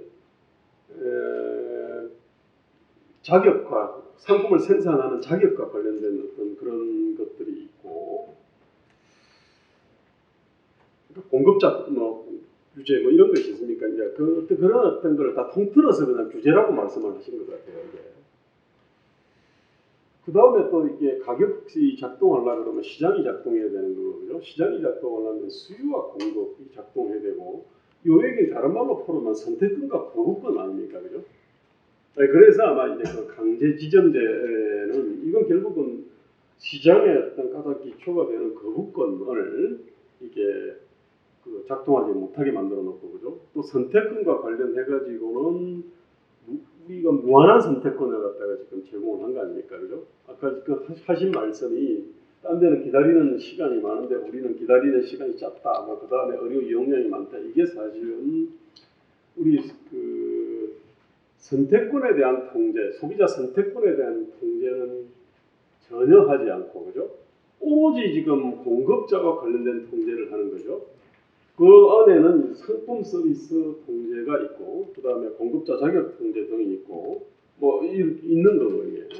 그 상품 서비스뿐만 아니라 가격 통제를 수가라고 하는 이런 거에 가격 통제를 갖다 하는 건데, 그럼 상식적으로 우리가 아는 어떤 아담 스미스로부터 내려오는, 그리고 우리가 피부로 느끼는 어떤 상식의 입각에서 보면은 이렇게 그 시장이 작동하지 않고 가격이 작동하지 않는 데서는 사실은 산업 발전은 있을 수 없죠. 오히려 어떤 사회주의 시스템의 모순이 전형적으로 드러날 수밖에 없던 구조지 않습니까, 이게? 그리고 이거는 특별히 사회주의 시스템하고 이렇게 그 닮은 거는 어쨌든 국민건강보험제도가 의료심평원과 건정심이나 뭐 이러저러한 제도를 통해 가지고 이 가격을 사실은 국가가 다 풀어지고 있는 거고, 국가가 갑중에 갑이 되어 있는 거고, 그죠? 의사들은 냉정하게 보면 옛날 관노비하고 비슷한 어떤 그 포지션을 갖고 있는 것 같아요, 이게. 그러면 사실은 발전이 있을 수가 없는데, 자, 그러면 가장 상식적인 거는 어떻게 그러면은 시장을 작동시킬 것인가, 그럼 가격을 갖다가 정상화할 거냐, 이렇게 되는 거 아닙니까, 그죠? 근데 지금 현재 얘기는 시스템에 대한 얘기는 의료 공급자 단체에서 얘기하는 경우를 별로 들어본 적이 없습니다. 옛날에는 이걸 하기 위해 가지고 그 건강보험 공단을 여러 개로 쪼개 가지고 보험자 경쟁도 시키자. 그래 가지고 뭐 ABCD 보험자하고 여기하고 저기 그 병원이 계약을 하도록 하자. 이런 담론이 한 10여 년 전에는 있었던 것 같아요. 제가 관련해 가지고 그 책 한 권 수준의 어떤 리포트를 갖다 쓴 적이 있습니다, 사실은. 근데 지금은 다 없는 것 같거든요. 자, 그러면은 당연히 나와야 되는 것이, 그러면 이제 숙명으로 여기는 것 같아요. 이거는 정보의 어떤 비대칭성이 있기 때문에 이거는 그 의료는 가격을 수요와 공급이 원활하게 작동하고, 소비자가 선택하고 공급자가 또 뭐 서로 선택해서 또는 거부하고 해서 돌아가는 이런 어떤 가격 시스템은 애초에 작동할 수 없다. 이렇게 판단하는지 모르겠습니다. 근데 저 지금 궁금해요, 사실. 자, 이제는 포기한 건지. 자, 그 다음에 포기했다 그러면은 이제 마치 그 옛날 사회주의 시장 경제에서의 어떤 그 국가 중앙 통제 기구를 아주 잘 작동시켜야 되는데, 그러면은 이제 근보공단과 그다음에 심평원과 건정심 같은 이런 어떤 가격을 갖다가 이렇게 정하는 그런 것들이 아주 합리적으로 돌아가야 되거든요. 그런데 이거 관련해서 얘기를 하는 걸 제가 들어본 적이 없습니다. 그러면 오로지 하는 얘기는 어떤 보면 노동조합하고 비슷한 용어를 하거든요. 노동조합도 우리 고용 체제에 심각한 문제가 있어도 그냥 뭐 비정규직 정규직화 시켜라 그냥 최저임금 올리고 우리 임금 자르지 말고 요러저러한 얘기를 하는 것처럼 공급자 단체에서는 거기에 수가를 갖다가 올려달라 이런 얘기하는 겁니다. 이게 저는 그 여러 가지로 봤을 때 정당하다고 생각되는데 근데 또 수가라고 하는 거는 그 안에서 내적 조정이 사실은 있겠죠, 그죠? 그러면은 원가에 한참 못 미치는 데가 있으면은 그 원가보다도 좀 더 상회하는 데가 있겠죠, 그죠? 근데 아마 이제 이런 부분에 대해 가지고 조정을 할 그 감이 그 언감생심 같아요, 이게. 아니 그러면은 그건 왜 공급자들이 할 수 없다 그러면 다른 별도의 기구들을 만들어야 되는데 그 별도의 기구라고 봤을 때 한국은행의 그 금리 정하는 어떤 데가 있지 않습니까? 그 다음에 최저임금 정하는 데가 있는데 최저임금은 이거야말로 이제 그냥 완전히 왜곡돼 있지 않습니까? 이게 전혀 엉뚱한 사람들을 갖다가 거버넌스 구성해가지고 완전히 엉뚱한 싸움을 하다가 엉뚱하게 결정을 하는 식으로 가는데 한국은행 금통위 같은 경우는 그하고 조금 다른 것 같아요. 이게 그 비교적 그래도 국가 경제 전체를 보면서 아마 금리를 결정하는 것 같아요. 그런 신뢰성은 있는데 그러면은 의료와 관련된 상품 서비스와 그 다음에 가격과 관련된 그러니까 상품 서비스 규제와 그 다음에 가격 책정 이거와 관련해 가지고는 적어도 직원 거버넌스가 아니라 그러면은 새로운 형태의 어떤 거버넌스에 대한 뭔가 좀 다른 비전 내지 대안들이 좀 있어야 되지 않을까. 부동은 지금은 이제 건정심 구조를 딱 뜯어보면은 제가 볼 때는 이건 도저히 작동할 수 없는 거거든요. 마치 이 최저임금위원회처럼 전혀 엉뚱한 사람들이 앉아가지고 엉뚱한 싸움하다가 엉뚱하게 결론을 내리는 어떤 그런 되는 것 같거든요. 그리고 제가 크게 봤을 때 저는 대한민국의 시스템 제가 그런 비유를 합니다. 자전거의 프레임에다가 자동차 바퀴를 끼워 놓으면은 분명히 비싼 거 끼웠고 튼튼한 거 끼웠는 데는 시스템 전체 작동하지 않죠. 지금 현재 그 보건의료 시스템이 딱 그런 것 같아요. 뿐만 아니라 우리나라가 지금 옛날에는 87년 이후에 점점 어떤 법과 규제가 그 시장으로 사회로 기입수기 점점 밀고 내려왔지 않습니까? 그 중에서 하나가 이제 그 비급여의 급여화도 그런 거잖아요. 옛날에는 널널하게 풀어놨다가 이제 국가의 손이 이제 끝까지 다 미친 거죠. 지금 국가의 어떤 손이 미친 데서 지금 제대로 작동하는 데는 사실 거의 없거든요. 그러니까 지금 이런 식으로 뭐냐면은 법과 규제가 점점 이렇게 촘촘하게 좀 들어오고 옛날에는 변칙편법으로 그걸 완충을 했잖아요. 법 규제의 사각지대가 있었고요. 비겁처럼. 그 다음에 그나마도 해도 이게 변칙편법으로 이놈을 완충할 수 있었는데 지금 완충도 하지 못해요. 그 다음 사각지대는 없어요. 이게 제가 볼 때는 자전거 프레임에다가 자동차 바퀴 끼운 거예요. 안 돌아가는 거죠 이게. 자 그러면 어떻게 할래? 우리 자전거니까 그냥 자전거 바퀴 끼우자. 이것도 솔루션입니다. 그러니까 각으로 가자. 그다음 비급여 그냥 이걸 갖다가 그냥 많이 늘리자 그냥. 그러고 제가 볼 때는 시스템 돌아갑니다 이게. 근데 아마 또 그런 거를 갖다 대안으로 생각하는 사람 없는 것 같아요. 그러면은 전체 프레임을 갖다가 바꿔야 될 거 아닙니까, 그죠? 그러면은 최소 오토바이 프레임 정도로 바꿔놓으면 자동차 바퀴는 돌아가는데 그 오토바이 프레임으로 돌아간다는 얘기는 결국은 상품 서비스 통제하고 가격 책정 요 기능이 아주 선진화돼야 될 텐데 그렇다면은 제가 볼 때는 우리는 그렇잖아요. 선진국에서 어떻게 작동하나 이거 보면 되지 않습니까, 그죠? 자 그러면 선진국에서 하는 걸 뻔하지 않습니까, 그죠? 상품 서비스 통제와 가격 책정을 하는 데가 아마 우리와 달리 굉장히 아마 공공성, 전문성, 중립성 아마 있는 그런 어떤 사람들로 해가지고 작동할 거라 생각합니다. 또 하나 공급자 통제뿐만 아니라 소비자 통제를 반드시 할 거 아닙니까, 그죠? 그럼 주치 제도를 비롯해가지고 어쨌든 뭔가 그 1차에서 이걸 갖다가 거쳐서 이 카드로 만들고 뭐 이러저러한 제도들이 있는데 이상하게 또 그런 얘기는 또 거의 없어요. 저는 그와 관련해 가지고 우리 최 교수님이나 우리 그 이세라 이사님께서 제가 지금 품고 있는 좀 의문에 대해 가지고 말씀을 좀 해주셨으면 좋겠습니다. 아참 하나만 더 덧붙여. 의료 바깥에 있는 사람, 중간적 존재니까 아까 그 그림을 갖다가 그런 그림을 하나 그렸지 않습니까? 그 우리가 가성비가 굉장히 높다. 그러니까 뭐냐면 돈은 적게 들이고 평균 수명은 굉장히 높다. 요거지 않습니까? 이유가 뭘까? 그건 제가 볼 때는 뭐 의료 인력들이 무지무지하게 유용해서 그렇다. 저는 그렇지 생각하지 않습니다. 왜냐하면 건강을 결정하는 요소는 많거든요.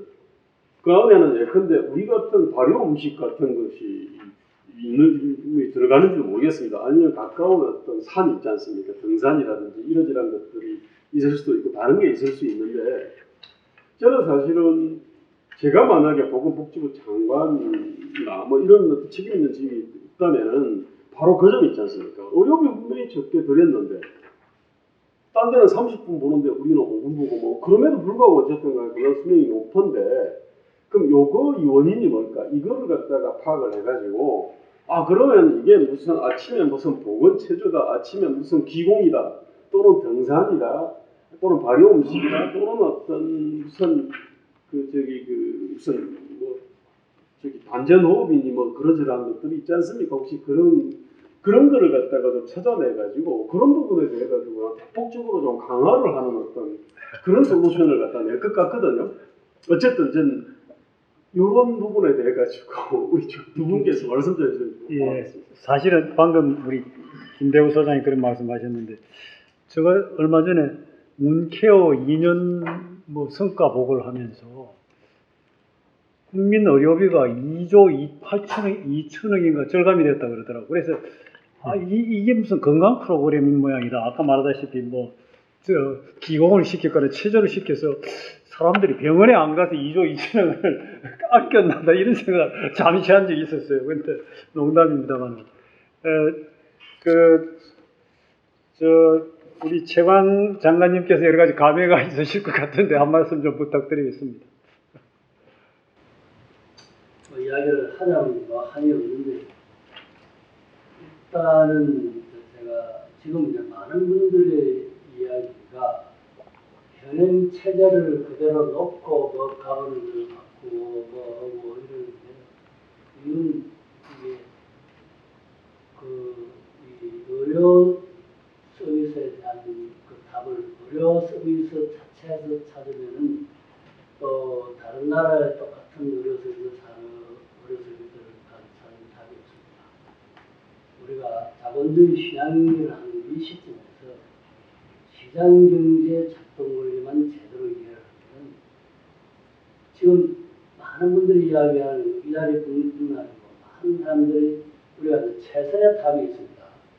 차선의 답도 있고 차차선의 답도 있는데 우리나라의 지금 어린애 정말 우리들은 차차선의 그 단계에서만 논의가 되고 있습니다.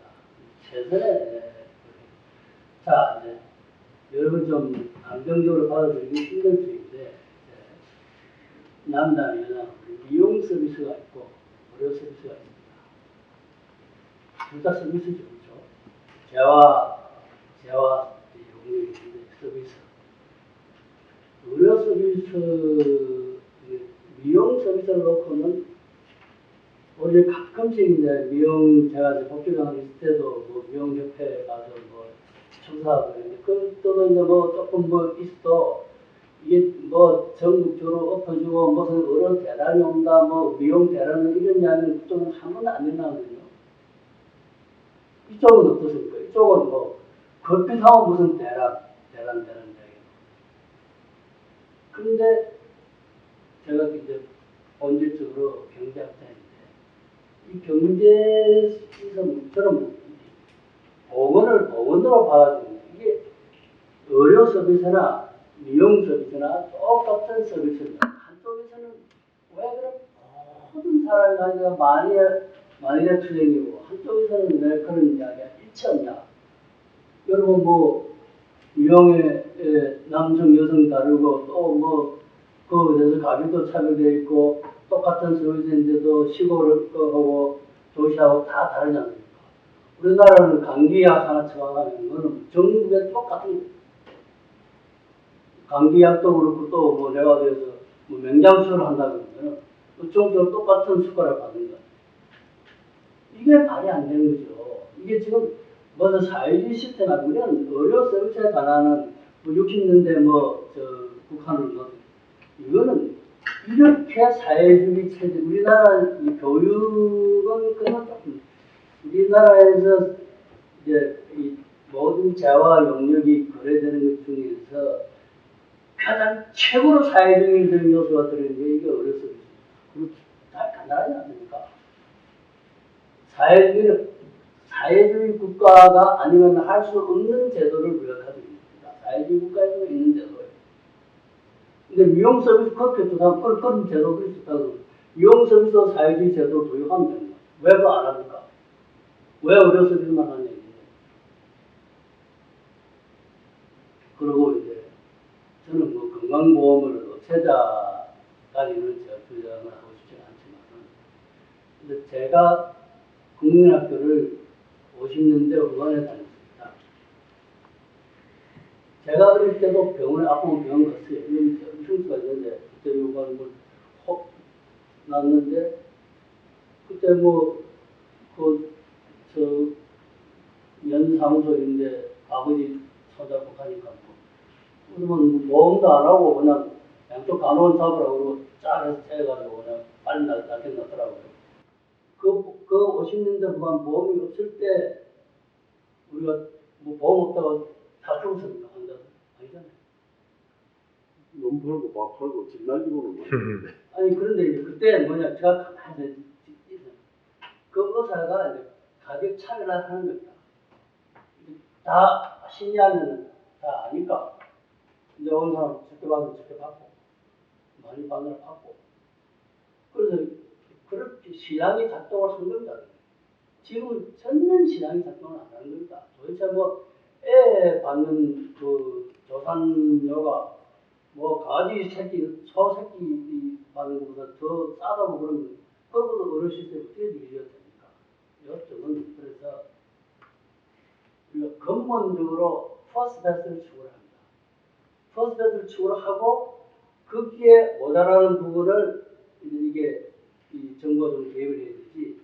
지금 정부가 하고 정부가 좀 그렇게 할 수 있는 이 정보와 능력을 가진 올마이티 가시와도 못하는 겁니다. 하느님이 와도 이 모든 사람의 건강상 그리고 의료 서비스가 우리가 두 가지를 이야기합니다. 첫째, 이게 사측제냐 공공연대 당연히 사측제. 사측제하면 이제 시장 실패를 나냐 아까 이야기한 대로 정부의 비대칭성 빼고는 여기 아무런 그게 없어요. 정부의 비대칭성은 우리가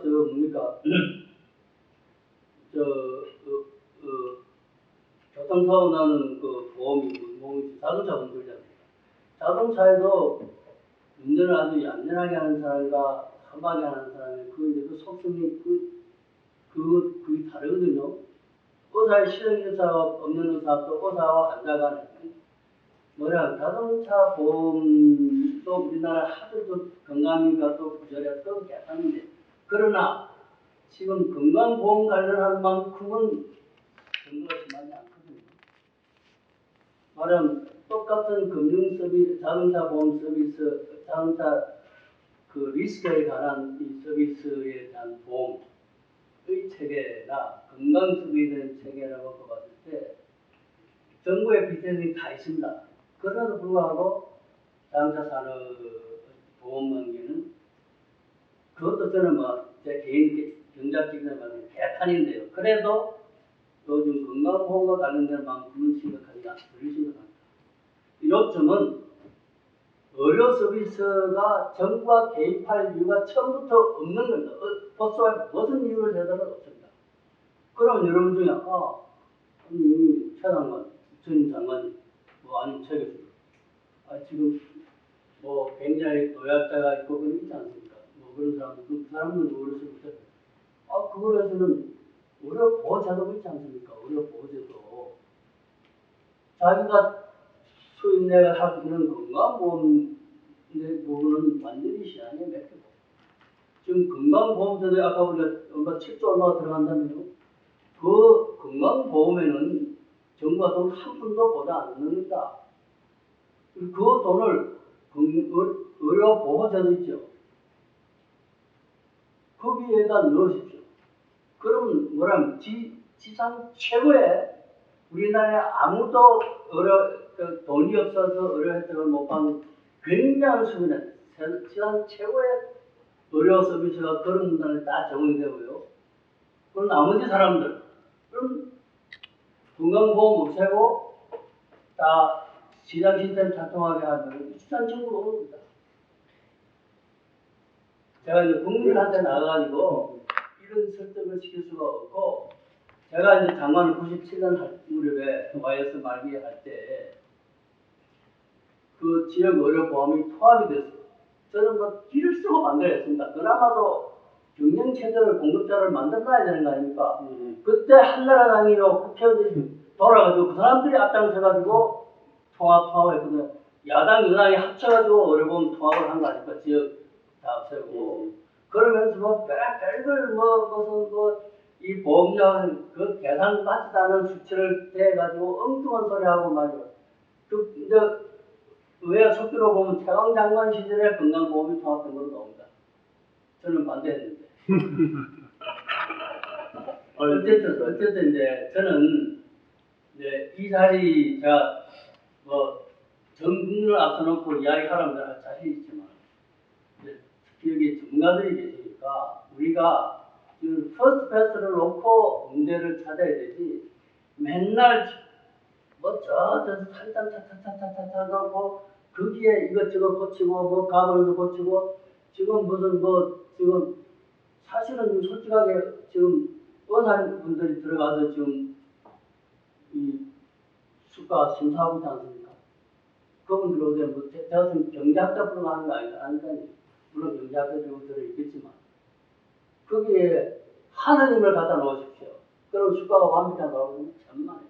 아까 우리 김선생님 뭐 다른 나라 갔네. 다른 나라인데 물론 이제 그것도 진짜 차차차차차 선에 찾으라면 그 대안이 없으니까 그것도 됩니다. 그러나 기본적으로는 우리의 생각을 바꾸지 않으면 영원히 해결되지 않고 만약에 제가 지금 주장한 대로 한번 해보십시오. 그러고 나서 우리나라 의료 산업이 얼마나 발전을 하고 의료인도 더 신이 나고 환자들도 좋은 서비스 받고 하려면 두고 보자. 내일 한번 해보자. 나라를 만들어야 되는데 그러면. 나라를 탐방구를 하나 만들어야지. 예. 이게 이제 우리 이제 체험에서 나오신 말씀이니까 우리가 깊이 새겨드려야 될 것 같습니다. 다른 분 또 의견이 있으신 분 좀 있습니까? 그렇게 해서 좀 종합해가지고 좀 의견을 내시고 그다음에 발제자나 또 토론자가 또 조금 더 추가로 말씀하실 게 있으면 하시고 그렇게 했으면 좋겠습니다. 없습니까? 그러면 한 가지만 더 얘기하면 아까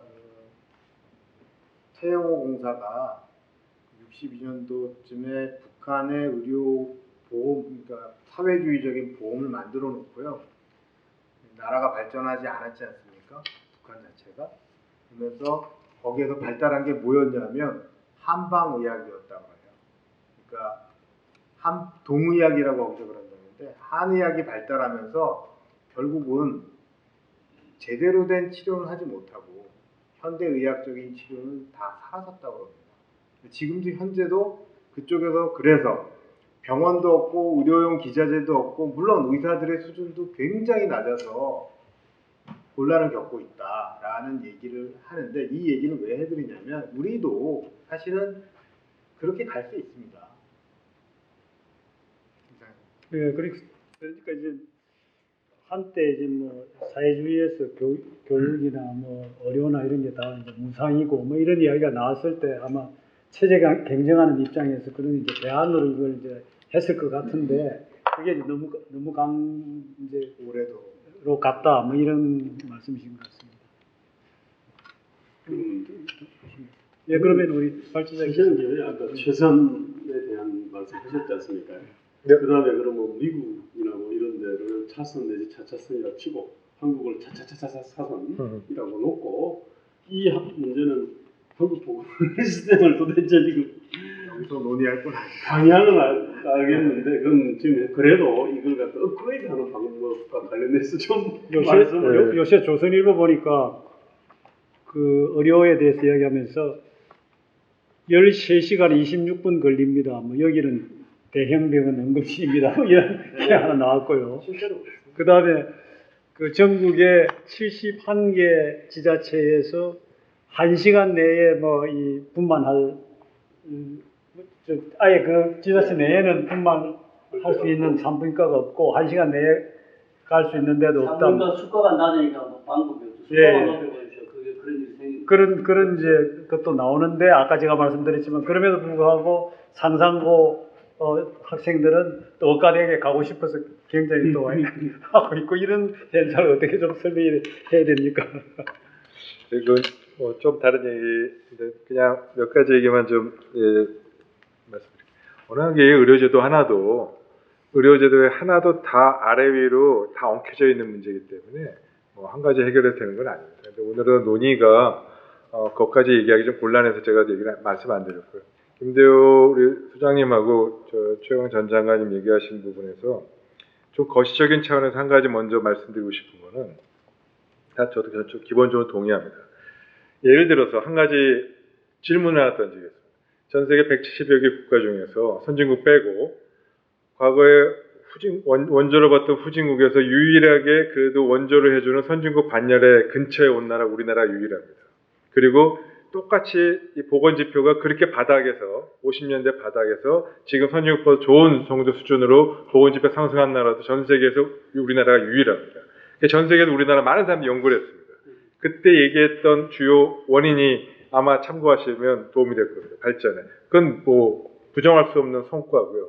크게 상상하시는 바일 거예요. 사회발전, 경제발전, 성장이 이루어지는 거에 핵심 기본 요인은 크게 세 가지가 있는데 하나는 경제발전이 성공되지 않으면 절대 안 된다는 거고요. 두 번째, 이 훌륭한 인적자원, 교육 시스템과 훌륭한 인적자원이 없으면 경제가 안만 돌아가도 사후뒷장 나는 거고요. 세 번째, 시스템이 좋아야 되는데 그 시스템이 보건에 관해서는 국민건강보험제도였던 것은 사실입니다. 다만 의료 접근성을 강화했고 보편적인 의료를 다 할 수 있었기 때문에 근데 문제는 뭐가 있냐면 이 세 가지의 주 요인이 이 국가의 발전, 특히 보건의료 발전 모든 다 호라이즌틀하게 다 이게 거치는 건데 이게 후진국에서 중진국으로 올라오는 데까지는 굉장히 성공적으로 기여를 했고 그리고 그걸 주도하는 데 있어서 국가의 역할, 특히 관치라는 부분이 긍정적인 측면이 있어서 자원을 효율적으로 집중적으로 쓸 수 있었기 때문에 이 부분이 손쉽게 달성할 수 있다는 점에서는 부정하기 어려울 겁니다. 그런 면에서 박정희 대통령의 공과도 다시 이제 충분히 고려해야 되고 그런데 문제는 그 이후에 거기서 사회가 고도화돼서 가는 지금 우리나라 치면 90년대 이후에 지금까지 20년간 도대체 뭘 했느냐는 거예요. 그 20년 이후의 발전의 성과라는 부분이 그 과거의 30년간의 발전의 성과에 비하면 왜 이렇게 정체됐을까? 왜 이렇게 진행이 되지 않았을까의 관점에서 보면 더 이상 국가의 역할이 과거의 그런 방식의 관치 위주로 가면 안 되겠다. 민간의 부분이 중요하겠다. 시장의 역할이 더 중요하겠다. 그 다음에 이런 부분들이 시스템적으로 이 시장의 역할이 아니고 규제나 통일의 이 방식이 더 이상 적절치 않다라는 것이 지금의 관점이고 그래서 과거의 그런 부분과 지금의 현재부터 해서 20년간의 그런 부분들에 대해서는 좀 분석 툴을 좀 달리하는 것이 필요하다는 생각이고요. 그런 면에서 다 저도 기본적으로 동의 드리고요. 김대호 소장님께서 말씀하신 그런 부분에 있어서는 뭐 프레임이 없는 것 같고 좀 큰 이념이 없는 것 같고 뭐 당연히 맞는 말씀이고요. 의료계의 역량이 그거밖에 안 되고요. 아직은. 아까 조합의 건강보험공단이나 조합에 대한 이야기 말씀하셨잖아요. 통합 얘기했고 조합주의 얘기했고 막 이거 할 때도 그 논의를 했던 사람들은 관료하고 일부 학자들이었지 의료계 쪽에 있는 사람들은 관심 하나도 없었어요. 그리고 왜 저거 뭐 하는 거야? 그리고 의사학회도 관심 없었습니다. 근데 이 의료계가 본격적으로 공급자, 단순 공급자가 아니고 공급자를 넘어서 국가보건의료 제도에 대해서 적극적으로 이 부분에 개입하고 역량을 보여주고 그렇게 하는 거가 시작된 게 의약분업 사태입니다. 그때서부터 좀 자각을 하기 시작했고 그때서부터 뭔가 이런 노력들을 해서 이제 한 15년 이제 왔어요. 그리고 지금 아까 김동 선생님 말씀하신 대로 이런 이 보건의료 정책이 갖고 있는 그 구조를 넘어서 거기 위에서 상위의 국가 역할 어디까지 돼야 되고 시장의 역할 어디까지 돼야 되고 민간의 역할 어디까지 돼야 되고 산업계와 이런 부분의 큰 프레임과 이런 부분을 어떤 걸 제한해야 되는지 단순하게 뭐 숫가 1% 올려달라 뭐 올려달라 이거 규제 풀어달라 이런 걸 넘어서 좀 거시적인 차원에서 이런 부분들은 앞으로 이제 계속적으로 논의가 사실 필요한 부분이고 역량이 조금 더 강화돼야 될 부분이고 그런 부분들에 적극적으로 개입할 것이 당연히 필요하다고 생각되고 나중에 제가 사실 발제가 두 번째 발제의 부분은 그런 부분들이 구체적으로 좀 논의를 하고 기회가 된다면 말씀드릴 수 있으면 좋겠습니다. 어찌됐건 탈이념화 부분이 아니고 보다 더 정확하고 미래지향적인 새로운 이념이 필요한 거 아니냐는 건 전적으로 동의하고요. 그런 점은 저도 보완을 하는 것이 필요할 것 같습니다. 기타 그럼에도 불구하고 아까 우리 이렇게 말씀하셨듯이 왜 상상고 학생은 의대를 많이 가느냐 그거야 사회가 불안하니까 안정된 직장을 추구하고자 하는 그런 소시민적인 그리고 이게 각자 국민이 국가가 지켜주거나 혹은 국가가 미래의 모습을 보여주고 리더십을 보여주지 못하니까 국민 각자 개개인이 각자 도생하려고 하는 그런 어쩔 수 없는 그런 차원에서 그런 일들이 있었겠죠. 안타까운 일이고요. 국가 경쟁력 좀먹는 일입니다. 의료계 쪽에 오면 안 되죠. 과학기술계에 가야 되고 경제계에 가야죠. 의료기술도 그 중에 한 분야겠죠. 아주 뭐 오늘 참 여러 가지 유익한 이야기들이 많았습니다. 이게 오늘 좀 그 다음에 그 차기 발제를 좀 기대하면서 오늘 마치도록 하겠습니다. 감사합니다.